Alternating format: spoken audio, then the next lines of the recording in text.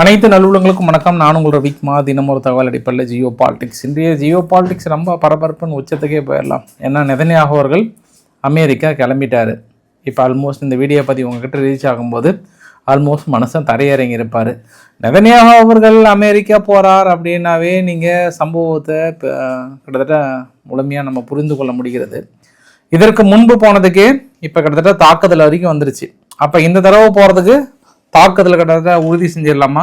நம்ம உறுதி செய்யலை, ஈரானே உறுதி செஞ்சுட்டாங்க. அதற்காக ஈரான் அடுத்தடுத்து என்ன நடவடிக்கைகள் செஞ்சுருக்காங்க, அமெரிக்கா கொடுத்த ஆஃபர் என்ன, சுற்றி இருக்கக்கூடிய நிலவரங்கள் என்ன, அந்த பதற்றமான ஒரு சூழ்நிலை. ஒரு பெஸ்ட் எக்ஸாம்பிள், அமெரிக்கானுடைய கப்பல்கள் இனிமேட்டு கொடியை தாங்கிட்டு யாரும் அந்த ஸ்ட்ரெயிட் ஆஃப் ஆர்ம்ஸ் பகுதி இருக்குல்ல போகாதீங்கன்ட்டாங்க. நிறுத்துங்க, இதோடு நிறுத்துங்க, மறுபடியும் மறு உத்தரவு வர வரைக்கும் அனுப்பாதீங்கன்ற மாதிரி சொல்லிட்டாங்க. அப்போ நீங்கள் புரிஞ்சிக்கலாம் சம்பவம் நெருங்கி விட்டது. ஸோ போகலாங்களா? அது இல்லாமல் நம்ம நிறைய விஷயங்கள் உங்ககிட்ட பேச வேண்டியது இருக்குது. வீடியோக்குள்ள போகிறதுக்கு முன்பு நீங்கள் நம்ம சேனலை சப்ஸ்கிரைப் பண்ணலாம். சப்ஸ்கிரைப் பண்ணிட்டு வாங்க, மறக்காம பெல் பட்டனை கிளிக் பண்ணி ஆல் ஆப்ஷன்ஸ் கொடுங்க. வீடியோ கொடுக்கலாம்.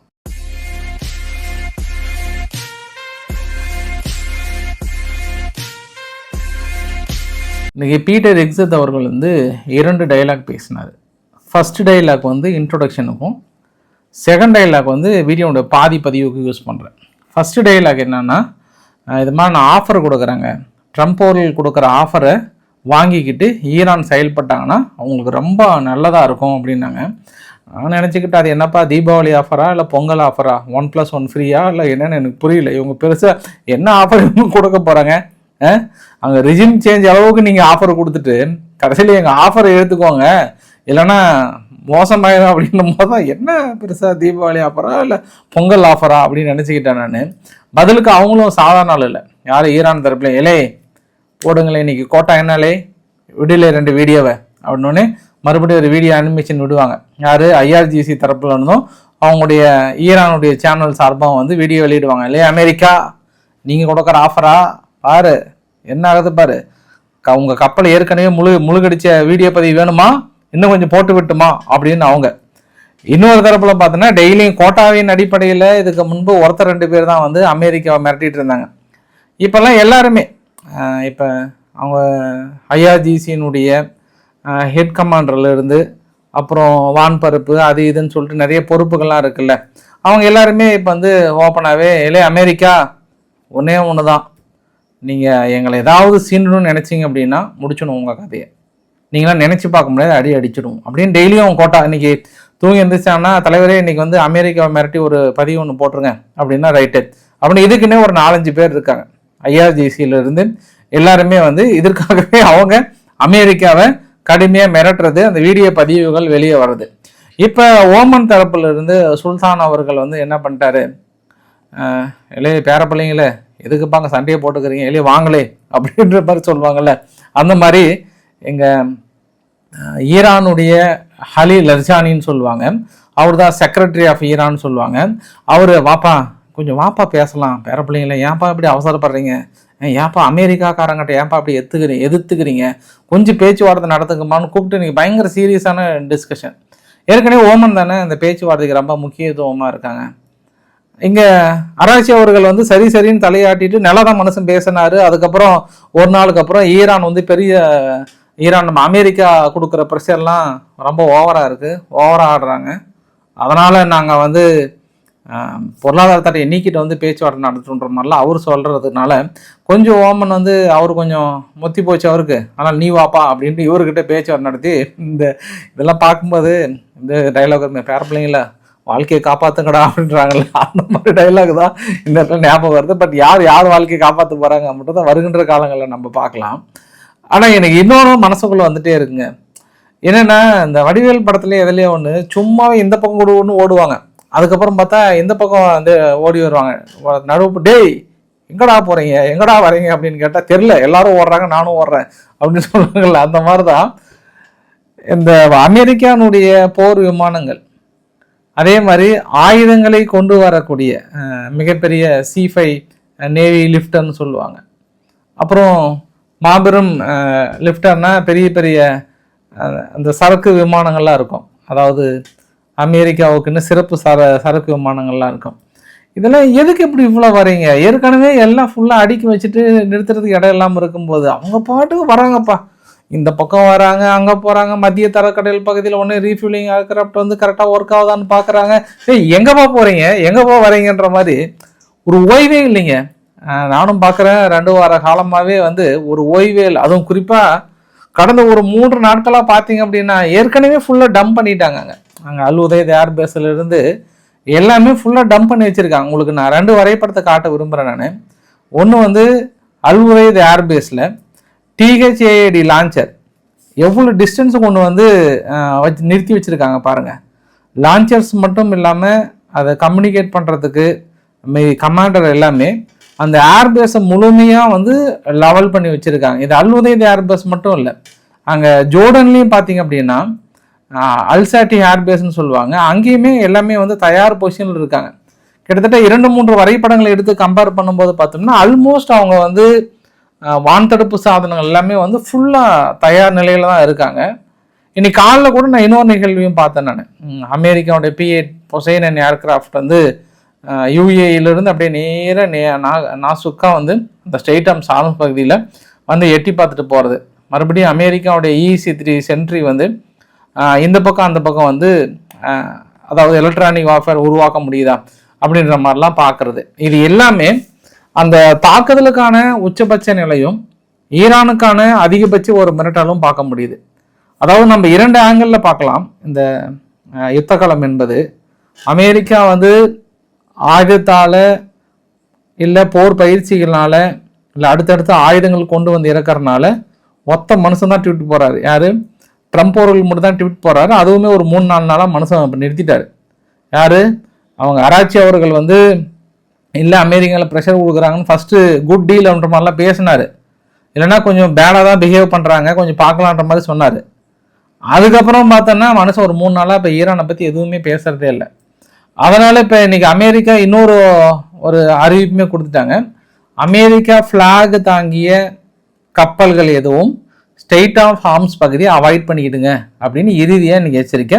இதை அவங்க ஃபுல்லாக செயல்படுத்த ஆரம்பிச்சிட்டாங்க. அப்போ அமெரிக்கா மட்டும்தான் இந்த மாதிரி பரபரப்பாக கோட்டசாமிங்க போர் விமானங்களை சும்மா நிறுத்தி வச்சுட்டு இடையிலே ஆளுக்கு 2 வாங்கலே போய் பயிற்சி மேற்கொள்ளலான்ற மாதிரி போகிறாங்களான்னு பார்த்தாங்கன்னா இவங்க ஈரானுமே நேற்று 9ஆம் தேதி பெரிய அளவுக்கான பயிற்சிகள் ஈடுபட்டாங்க. அதுவும் இல்லாமல் அந்த இஸ்ஃபஹானுடைய நியூக்ளியர் ஃபெசிலிட்டிஸ் இருக்குல்ல, அந்த அந்த உள்ளகர் என்ட்ரன்ஸு மீதி எல்லாம் தெரியாத அளவுக்கு என்ன பண்ணிட்டாங்க, மண்ணை போட்டு மூடிட்டாங்க ஃபுல்லாக இப்போதைக்கு. ஏன்னா தாக்குதல் அவங்க ஃபைண்ட் அவுட் பண்ணி அடிக்கிறது நிறுத்துவதற்காக பெரிய அளவுக்கு மண்ணை போட்டு மூடியிருக்காங்க. உங்களுக்கு வரைபடத்து மூலியமாக காட்டுறேன் பாருங்கள். இந்த வரைபடத்தில் அடிஷ்னல் சாயில்னு இருக்கு பாருங்கள். என்ட்ரன்ஸ் வந்து கம்ப்ளீட்டாக அப்படியே இந்த புதிய மண் பாருங்கள், புது மண் தேர்தா போட்டு எந்த அளவுக்கு அவங்க க்ளோஸ் பண்ண முடியுமோ இப்போதைக்கு க்ளோஸ் பண்ணி வைத்திருக்காங்க. ஏன்னா அவங்க சூழ்நிலை புரிஞ்சுக்கிட்டாங்க, நம்ம எதுக்கு தேவையில்லாமல் லொக்கேஷன் அங்கே எங்கே கொடுக்கணும் அப்படின்ற மாதிரி வந்து. அப்புறம் வென்டிலேஷன் ஷாஃப்ட்டும் மற்ற பகுதியோ மட்டும் மூடாமல் மீதி எல்லா பகுதி உங்களுக்கு அடுத்தடுத்த புகைப்படங்கள்லாம் பாருங்கள். மிடில் என்ட்ரன்ஸ்ன்னு இருக்கும், இன்னொன்று வந்து சதர்ன் என்ட்ரன்ஸ்னு இருக்கும். மற்ற பகுதியும் சரி நார்த்தன் என்ட்ரன்ஸும் சரி இது எல்லா இடத்துலையுமே வந்து பெருளவுக்கும் புதிய மண்ணை போட்டு மூடி வச்சுருப்பாங்க எல்லாமே. ஏன்னா அவங்க லாஸ்ட் டைம் என்ன பண்ணிட்டாங்க, என்ட்ரன்ஸ் எங்கே இருக்குது அப்படின்னு அந்த ஹோல் மூலியமாக கண்டுபிடிச்சி அந்த என்ட்ரன்ஸை அடிச்சிட்டோம் அப்படின்னா முழுமையாக அது இஸ்ஃபஹானே க்ளோஸ் ஆகிற மாதிரி திட்டத்தில் லாஸ்ட் டைம் வந்து அட்டாக் பண்ணியிருந்தாங்க. அப்படி இருந்தும் அவங்க ரிகவரி பண்ணிட்டாங்க. அதனால் இந்த தடவை வந்து இல்லை கோட்டசாமியில் நீ இப்படியா பண்ணுறீங்க, சரி ஓகேன்னு இங்கே கன்ஃபார்ம் ஆன உடனே 3-4 நாளாக இதுதான் பண்ணிட்டாங்க. அவங்க இஸ்ஃபஹான் நியூக்ளியர் பிளான்ட் மட்டும் இல்லை, மீதி முக்கியமான பிளான்ட் எல்லாமே என்ன பண்ணிட்டாங்க, புதிய மண்ணை போட்டு எல்லாமே க்ளோஸ் பண்ணி வச்சுட்டாங்க. இப்போ கண்டுபிடியில எது ஃப்ரண்ட்டு எது பேக்குன்னு சொல்லிட்டு இப்போ கண்டுபிடியில. ஏன்னா லாஸ்ட் டைம் இது எல்லாம் தெரிஞ்சு அடிச்சே நீங்கள் முழுசாக அங்கே பாதிப்புக்கு உள்ளாகலை, ஏன்னா முழுசாக க்ளோஸ் ஆகலை. அதனால இந்த டைம் வந்து ரொம்ப உஷாராயிட்டாங்க. எல்லாம் லாரி லோடாக கொண்டு வந்து புதிய மண்ணை போட்டு ஃபில் பண்ணி வச்சுட்டாங்க. ஏன்னா அவங்களுக்குன்னு ஒரு குழு இருக்கும், அதுக்கப்புறம் நம்ம எடுத்துக்கலான்ற மாதிரி. இப்போ இவங்க என்ன பண்ணுவாங்க, சரி இவ்வளோ பரபரப்புக்கு மத்தியில் ரொம்ப முக்கியமான செய்தி நம்ம 3 நாளைக்கு முன்பே கிட்டத்தட்ட உறுதி பண்ணியிருந்தோம். நெதன்யாகு அவர்கள் வாஷிங்டன் போகிறார். கிட்டத்தட்ட கொஞ்சம் பர்மிஷன் கேட்டாங்க, அமெரிக்கா தரப்பில் கொடுத்துட்டாங்க. இப்போ இஸ்ரேல் தரப்பில் என்ன ஒரு ஃபீலிங் அப்படின்னா, நம்ம ஃபஸ்ட்டு ஏற்கனவே போயிட்டு அக்ரிமெண்ட் எல்லாம் ஏற்படுத்தி தலைவா கொஞ்சம் பிரித்து மேய் தலைவா அப்படின்னு சொல்லிட்டு ஒதுங்கி நின்று அமெரிக்கா ஊசி பேத்துனாங்க. அமெரிக்கா எல்லாமே ஸ்டெப்பெல்லாம் கரெக்டாக தான் போச்சு. ஏன்னா அங்கே ரிஜிம் சேஞ்சிலிருந்து போராட்டங்கள் எல்லாமே கரெக்டாக தான் ஒரு மூளை போச்சு. அவங்க போட்ட பிளான் எல்லாமே கரெக்டாக தான் எக்ஸிக்யூட் பண்ணாங்க. ஆனால் என்னென்னா திடீர்னு மனுஷன் உள்ளே ஓடி வந்து லேட்ஸ் மேக் எ டீல் அப்படின்னு இருப்பாரு. இங்கே இஸ்ரேலுக்கு சரியான கோபம். எப்பா நம்ம என்ன பண்ணுறோம், அங்கே மக்களை காப்பாற்ற போகிறேன் அதை போகிறேன்னு சொல்லிட்டு கடைசியில் நீங்கள் என்ன லெட்ஸ் மேக் எ டீலில் உட்காந்துருக்கீங்க அப்படின்னு ஏற்கனவே இஸ்ரேல் தரப்பில் சுத்தமாக பிடிக்கல. அவங்களுக்கு தேவை இப்போ ஈரானை அடித்தே ஆகணுன்ற குறியில் இருக்கிறாங்க. ஏன்னா அது ரிஜிம் சேஞ்ச் வந்தே ஆகணும் அப்படின்றதுல இது டைம், ஏன்னா இட்ஸ் டைம் டு வார் அப்படின்ற மாதிரிலாம் ரொம்ப இதாக சொல்லியிருந்தார். இக்ஸாப் அவர்களும் வந்து இங்கே பெரிய அளவுக்கு இஸ்ரேல் கிட்டலாம் பேச்சுவார்த்தை நடத்தியிருந்தார்.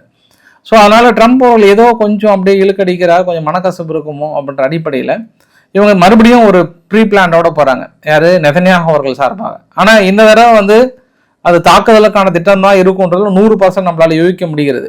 ஒன்று. இரண்டாவது, அவர் எதுக்காக போகிறேன் அப்படின்னா கிட்டத்தட்ட நான் 7வது டைம் போகிறேன். ட்ரம்ப் அவர்கள் பதவி ஏற்றினதுக்கப்புறம் பார்த்தோன்னா இந்த விவகாரத்துக்காக நான் 2வது தடவை நான் பயணிக்கிறேன்.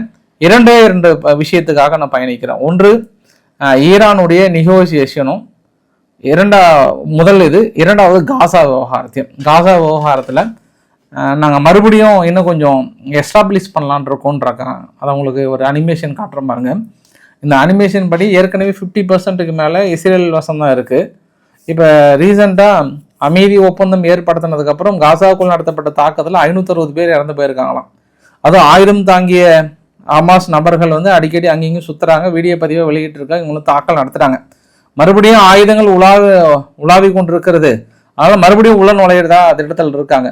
இவர் வேறு மனுஷன் பீஸ் பிளான் அந்த பிளான் அப்படின்ற மாதிரிலாம் போட்டுருக்கிறாரு. அதனால காசாவை மறுபடியும் பேச்சுவார்த்தை நடத்தலாமான்ற அடிப்படையில் நாங்கள் போகிறோன்றார். சரி, அதுதான் பிரதானமாக அப்படின்னா பிரதானமாக ஈரான் தான். ஈரான் விவகாரத்தில் இந்த தடவை அவங்க அமெரிக்கா நார்மலாகவே ஏதாவது ஒரு வகையில் அவங்களுக்கு பலன் இருக்கணுங்க. நான் சும்மாலாம் அவங்க பாட்டுக்கு போயிட்டாலாம் அடிக்க மாட்டாங்க. அவங்க லாஸ்ட் டைமே இஸ்ரேல் என்ன ஒரு ஒப்புதல் கொடுத்துருப்பாங்கன்னா, தலைவா நீங்கள் அடிங்க, மொத்த செலவும் நான் பார்த்துக்கிறேன்ற மாதிரி சொல்லியிருப்பாங்க. பட் இருந்தாலும் அமெரிக்கா தயங்குறாங்க. இப்போ போயிட்டு மறுபடியும் என்ன ஒரு உத்தரவாதம் கொடுப்பாங்க இஸ்ரேல் தரப்புலனா, இப்போ அமெரிக்கா நடத்தப்படுகிற தாக்குதலுக்கான முழு செலவையும் இஸ்ரேல் ஏற்றுக்கொள்வதற்கான வாய்ப்புகள் பிரகாசமாக தென்படுகிறது. எல்லாத்தையும் அவங்க ஏற்றுப்பாங்க. அதை எப்போ அவங்க ரெக்கவரியாக எடுப்பாங்க அப்படின்னாங்கன்னா, ஈரானுக்குள்ளே ரிஜிம் சேஞ்சுன்ற மாதிரி வந்து அங்கே இருக்கக்கூடிய எண்ணெய் வளங்களோ அங்கே இருக்கக்கூடிய முக்கியமான வளங்களை மறுபடியும் ஒப்பந்தம் போட்டு அமெரிக்காவுக்கு வந்துருச்சுன்னா அது ஓகே ஆகும். இல்லை அப்படின்னா அது முழு பொறுப்பும் நாங்கள் எவ்வளோ செலவாகுதோ நாங்கள் கொடுத்து வரோன்ற மாதிரி தான் இப்போ ரீசெண்டாக. ஏன் இன்னும் என்ன பிரச்சனை, எவ்வளோ செலவாகுதோ நாங்கள் கொடுக்க தயாராக இருக்குன்ற அடிப்படையில் தான் இப்போ பேசுவாங்க. ஆனால் இனிமேல் இஸ்ரேல் வந்து தள்ளி நிற்கிறாங்க. ஈரானை முதன்மையாக வைத்து அடிக்கணும்னு நினைக்கிறாங்க. சரி, அமெரிக்காவை முதன்மையாக வைத்து அடிக்கணும்னு நினைக்கிறாங்க. அதனால தான் அமெரிக்கா ஃபுல்லாக ப்ரீ பிளான்ட் ஆகுறாங்க. அவங்க தான் பதில் சொல்லிட்டாங்க. இப்போ திருப்பி தாக்கல் நடத்தினாலும் அமெரிக்காவுடைய நிலைகள் தான் தாக்கல் நடத்துவாங்க. அதுலேயுமே இவங்க என்ன பண்ணுவாங்க, தாக்கல் நடத்திட்டு போர் விமானங்களை எடுத்துட்டு வேற எங்கேயாவது எடுத்துட்டு போயிட்டாங்கனாலும் பெருசாக இழப்புகள் இருக்காது. அவங்க அதனால தான் மூளைக்கு என்ன பண்ணிட்டாங்க, THAAD கொண்டு வந்து நிறுத்திக்கிட்டாங்க. இப்போ இவங்ககிட்டையும் சொல்லிட்டாங்க, ஜோர்டன் மக்கள்கிட்டையும் சப்போஸ் உங்களை தாக்கல் நடத்தினாங்கன்னா கொஞ்சம் மக்கள் கொஞ்சம் ப்ரீப்ளானாக இருந்துக்கோங்கன்னுவாங்க. இப்போ இஸ்ரேல் தாக்குதலே நடத்தாமல் இவங்க இஸ்ரேல் மீது தாக்கல் நடத்த முடியாது. ஈரான் வந்து அது இன்னும் மோசமான ஒரு சூழ்நிலையே வந்துடும். அதனால இப்போது நிலைமைக்கு இந்த எக்ஸிக்யூட்டிவ் அவங்க கரெக்டாக பிளான் பண்ணுறாங்க. ஏன்னா அது 12 நாள் யுத்தத்திலே இஸ்ரேல் வந்து கற்றுக்கிட்டு இருப்பாங்க. அது இல்லாமல் ட்ரம்ப் நிறைய தடவை சொல்லியிருக்கிறார், hit very hard, how BP எப்படி பிபி இதெல்லாம் சமாளிக்கிறீங்கன்ற மாதிரி கேட்டார். அதான் ஈரானுடைய தாக்குதலுக்கு அந்த அளவு கட்டடங்கள்லாம் சும்மா பிரித்து மேய்ஞ்சிருச்சு ஈரான் அடித்ததில். ஸோ இவங்க கண்டிப்பாக அமெரிக்கா கிட்ட ஃபைனலாக தலைவா போய் அடி போ உன்னைய, இல்லைன்னா அவங்க அணு ஆயுதம் வைத்து உங்களே அடிச்சிருவாங்க அப்படின்னு ஒரு உசுப்பேத்தி விட்டுருவார். யார், நெதன்யாஹு அவர்கள் இன்னும் ஒரு புதிய திட்டத்துக்கு கொண்டு போவார்.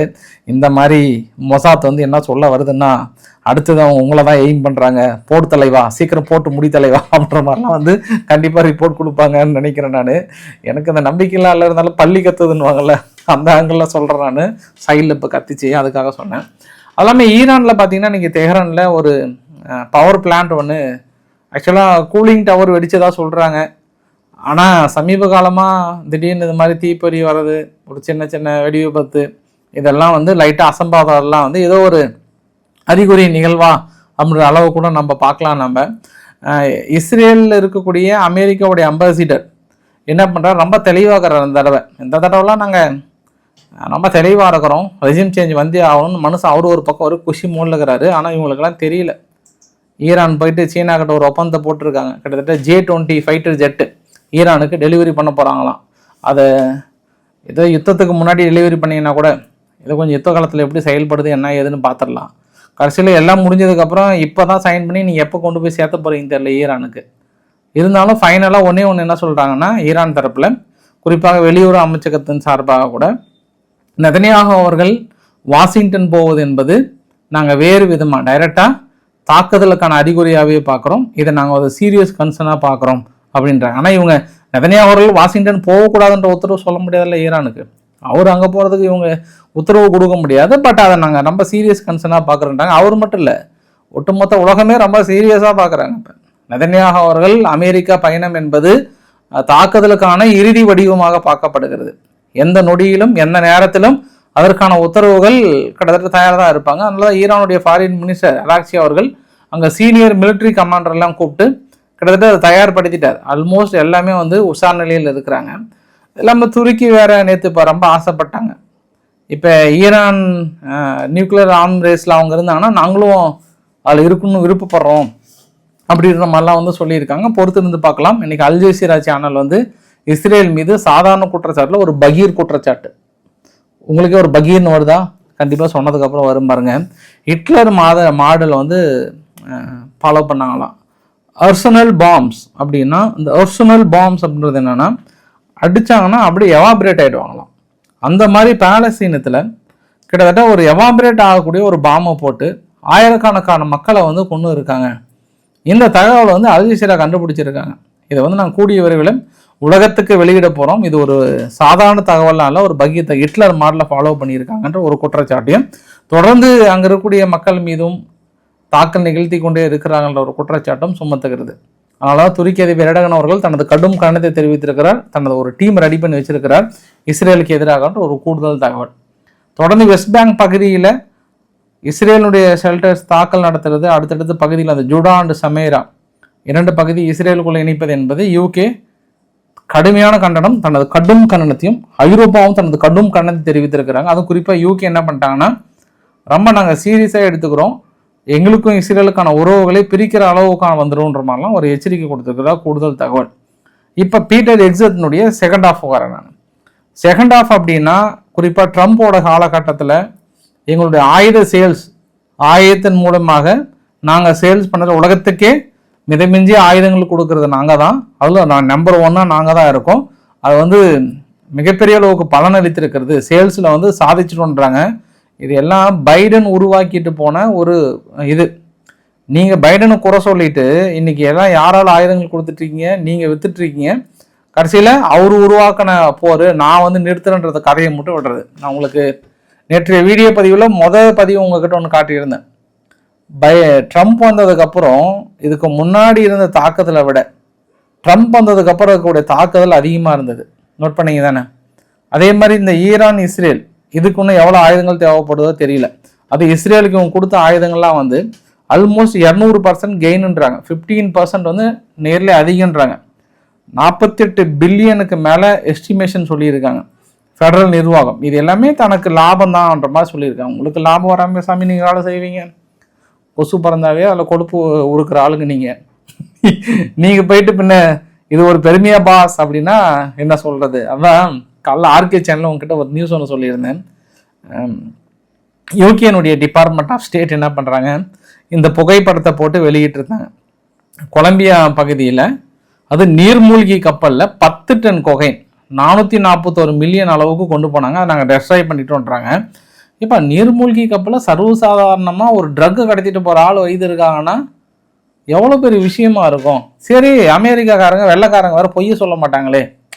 வெள்ளைக்காரங்கன்னா அது ட்ரம்ப் வேற பொய்யனா என்னன்னு கேட்பாரு அவரு. நீங்கள் ஆப்போசிட்டாக நினச்சிக்கோங்க. அந்த மாதிரி ஆளாச்சு அப்படின்னு நினச்சோம்னா கடைசியில் எக்ஸலத்திலே காரி துப்பிட்டாங்க. அவங்க பயன்படுத்திய புகைப்படம் போர்த்துகீஸ் அத்தாரிட்டிஸ் பயன்படுத்திய புகைப்படமா. அது அசோர்ன்ற பகுதியில் ஜனவரியில் பயன்படுத்திய அந்த புகைப்படமா. இந்த ஏர்ஃபோர்ஸ் அவங்களுடைய நீர்மூழ்கி கப்பலாம் இது. அப்போ நிஜமாவே நீர்மூழ்கி கப்பலில் கொண்டு போகல, ஒரு ஐஃபை கிரியேட் பண்ணி ஒரு தாக்குதலை நீங்கள் நியாயப்படுத்துறதுக்காக ஒரு புகைப்படத்தை போட்டு கடைசியில் 10 டன் 20 டன் அழிச்சிட்டோன்னு ஒரு கதையை கட்டுறீங்க பாரு, அதுதான் பேஸ் கதை. அதை விட என் கேள்வி என்னன்னா, நிக்கோலஸ் மதுராரோட ஆட்சி காலம் முடிஞ்சு போச்சு, கிட்டத்தட்ட பிடிச்சிட்டு போயிட்டீங்க. அவர் மனுஷன் பாவம், என்ன ஆனார், சாப்பிட்டாரா, தூங்கினாரா, என்ன பண்ணார், எந்த தகவலுமே இல்லை பாவம். அவங்க மனைவி பரிதவிக்கிறாங்களே, எனக்கு பரிதவிப்பா இருக்கு, மனுஷன் சாப்பிட்டாரா, டீ குடிச்சாரா இல்லையான்ட்டு. ஏன் அவரு பிடிக்கிறதுன்னு என்ன சொன்னீங்க, எங்க நாட்டுக்குள்ள கொகையின முழுபடியும் என்ன போதை மருந்துகளே முழுசா இவங்க அனுப்புறாங்க, அதான் நின்றுச்சு. இப்ப அமெரிக்காவுக்குள்ள முழுமையா நிறுத்திட்டாங்க.